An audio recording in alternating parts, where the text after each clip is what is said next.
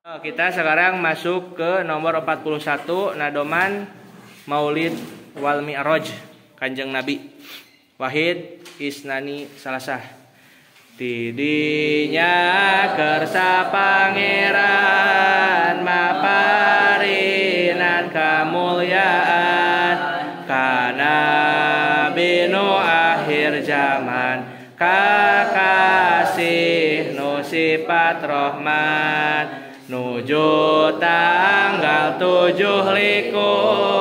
bulan Rajab nu kacatur nurut qaul anu masyhur Kangjeng Nabi teh disaur dipapagu malaikat nyandak buruk nu kasebat lempang na teh cara kilat nunggangan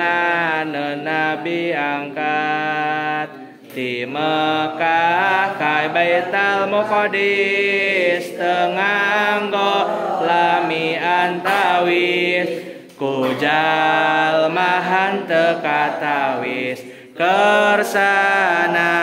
Gusti nu wacis di Baitul Maqdis terasna na tangga kancana Mi'raj teh kasebatna ka langit Nabi sumpingna 7 langit sadayana jeung aras nu pangluhurna di sumpingan sadayana katut surga narakana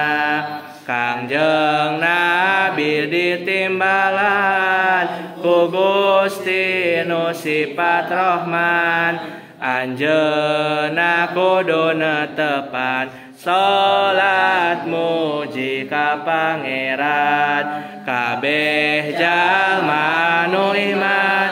sami pada kawajiban salat nu 5 giliran hanteu menang dikurangan salat eta minangkana dina agama tihangna jalma nu luput salatna nyata rubuh agamana kacarios dina zaman Mi'rajna Nabi panutan yuswana teh kaleresan 52 jalan kafir Mekah kacaturkeun bareng Nabi nyarioskeun Mi'raj lain dimulyakeun anggur pada nyengserikeun pada hasud ngakalakeun tidinya